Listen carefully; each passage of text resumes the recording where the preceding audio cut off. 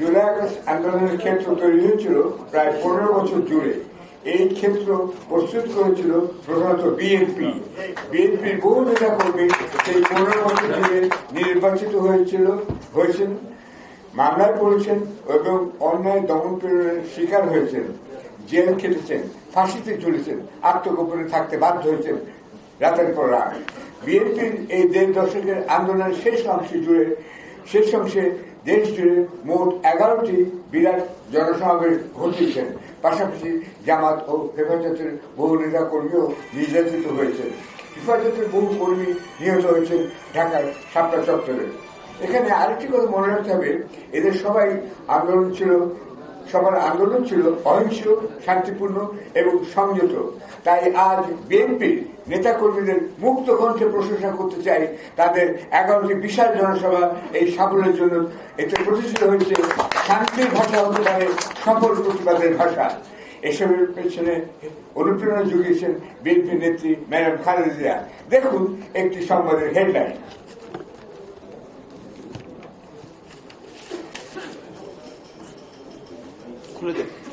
কাতারের এবার হচ্ছে এই হেডলাইনটা এইটা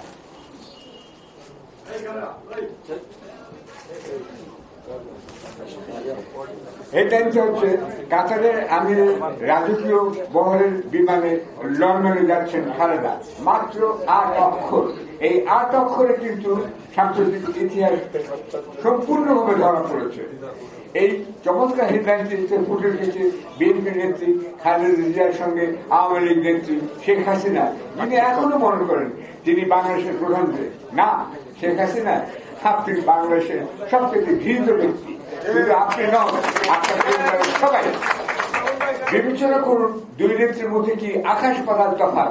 হাসিনা আগে 5 বছর এবং তারপরে একটা 15 বছর ভুয়া নির্বাচনের মাধ্যমে দেশের প্রধানমন্ত্রী হওয়া সত্ত্বেও 5 আগস্টে একটি মালবাহী বিমানে দেশ থেকে গোপনে পালিয়ে যেতে বাধ্য হন। আর খালেদা জিয়া সেদিন গেলেন প্রকাশ্যে একটি রাজকীয় বিমানে লন্ডনের চিকিৎসার জন্য।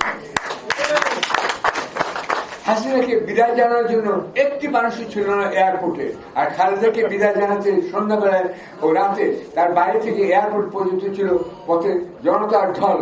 রাজধানীর সব পথে ছিল ট্রাফিক জ্যাম। মানুষের এই ভালোবাসার ও শ্রদ্ধা অর্জন করেছেন খালেদা জিয়া। আমি নির্দ্বিধায় বলতে পারি, খালেদাই বাংলাদেশের প্রথম মহিলা বীরশ্রেষ্ঠ। এই সম্মান থেকে অর্জন করতে হচ্ছে বহু কষ্টে ও ত্যাগের মধ্যে।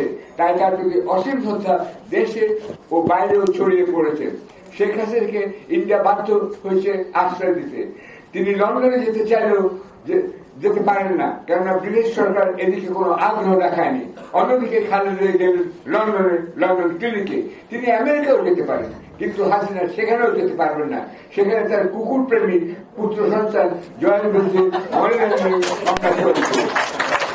আমরা এটাও জানি, ব্রিটেনে তদন্ত চলছে হাসিনা বোন রেহানার মেয়ে টিউলিপ সিদ্দিকের বিরুদ্ধে। টিউলিপ সেখানে ক্ষমতাসীন লেবার পার্টির সদস্য এবং একজন মন্ত্রী হওয়া সত্ত্বেও অভিযুক্ত হয়েছেন বিভিন্ন পত্র পত্রিকায়, কারণ তিনি বাংলাদেশের রূপপুর আণবিক প্রকল্পে দুর্নীতি করেছেন তার খালা হাসিনার সহযোগিতায়। টিউলিপকে চায়নাতে যেতে দেওয়া হয়নি। আগে তার বিরুদ্ধে তদন্ত হবে বলছে ব্রিটিশ পত্রিকাগুলো।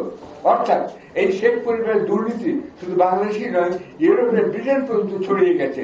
অন্যদিকে খালেদার সুনাম ছড়িয়ে গেছে ব্রিটেন, আমেরিকা ও সকল মুসলিম দেশে। এটা একদিন বা 1 বছরে হয়নি, হয়েছে 32 বছর জুড়ে। 1991 গালফ যুদ্ধের পর কুয়েতের মরুভূমিতে মাইন সরানোর কাজে বাংলাদেশি সেনাবাহিনী খালেদা জিয়া পাঠিয়েছিলেন, কিন্তু 1994 ইরাক যুদ্ধের সময় তিনি সেখানে সেনা পাঠাতে রাজি হননি। তিনি চাননি যে মুসলিমদের বিরুদ্ধে যুদ্ধ করুক। সেখানে সেনা পাঠানোর জন্য তাকে রাজি করাতে ঢাকায় এসেছিলেন আমেরিকার পররাষ্ট্রমন্ত্রী কলিন পাওয়েল এবং প্রতিরক্ষা মন্ত্রী ডোনাল্ড রামসেল, কিন্তু খালেদা তাকে আপোষ করেননি। আমেরিকাকে তিনি তার সেই অনুরোধ শোনেননি। এসব কারণে তিনি ইসলামী বিশ্বে শ্রদ্ধা ও সম্মান অর্জন করেছিলেন। তাই এখন কাতারের আমির তার রাজকীয় বহর পাঠিয়েছেন খালেদার চিকিৎসার সাহায্যে। গোটা ইসলামী বিশ্ব, বিশেষত আরব দুনিয়া তাকে শ্রদ্ধা করে, সম্মান করে। তার এই অর্জনে তাকে অনেক কষ্ট করতে হয়েছে। সাবজেক্ট কেটেছেন, জেল কেটেছেন, গৃহবন্দী থেকেছেন, বিদেশে চিকিৎসা বঞ্চিত হয়ে থেকেছেন।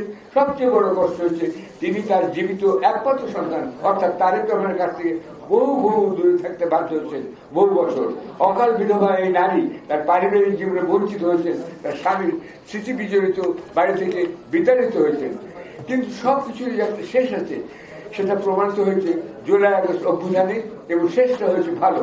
খালেদা যে দেখলেন শাশ্বত মূল্যবোধী যে কাম্য, শালীনতা, মারিত রুচি, ভদ্রতা, নম্রতায় যে সাধারণ মানুষ চায় সেটাই সত্য। তাই খালেদাই বিজয়ী, বীর শ্রেষ্ঠ মহিলা। বলা বাহুল্য তাকে পূর্ণ সহযোগিতা করেছেন লন্ডন প্রবাসী তারেক, যিনি বিএনপির ভারপ্রাপ্ত চেয়ারপারসন রূপে গুরুদায়িত্ব পালন করেছেন প্রায় 1.5 দশক জুড়ে। তিনি সফলভাবে বিএনপির নেতৃত্ব দিয়েছেন। আমরা আশা করি মা ও ছেলে শিগগিরই স্বদেশে ফিরে এসে বিএনপিকে আবার নির্বাচনের জন্য প্রস্তুত করবেন এবং বিজয়ী হবেন।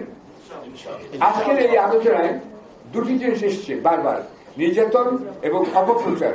আমি নিজেও নির্যাতিত হয়েছি, যার ফলে আমার বাম চোখ এবং বাম কান নেই। আমি সলিটারি কনফাইনমেন্ট বা নিজের কারাবাসে ছিলাম প্রায় 1 মাস, সেখানে এই ঘটনাটি ঘটে। আমি নিজের বিষয়ে আমি নিজের কথা বলবো না, তবে তারেক রহমানের কথা বলতে চাই। আমি তাকে জিজ্ঞাসা করেছিলাম, তোমাকে কি নির্যাতন করেছে তুমি বলো। তারেক রহমান প্রথমে সেটা বলতে চাননি। কিন্তু আমি মনে করি প্রত্যেকের বলা উচিত, এর প্রতিটি কাগজে ছাপা উচিত, অন্তত জায়গাতেই ছাপবে আপনাদের প্রতি নির্যাতন হয়েছিল সেটা। তার কারণ এটা বলেই বোঝা যাবে আওয়ামী লীগ কত হিংস্র, প্রতিহিংসা পরায়ণ, অসভ্য একটি পার্টি।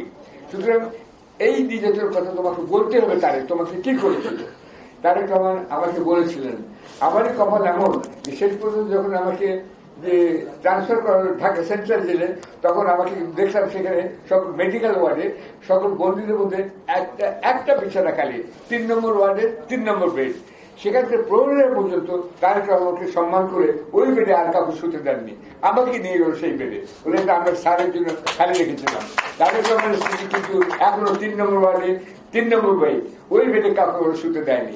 আমি শুতে পেরেছিলাম, নিজেকে ধন্য মনে করেছিলাম।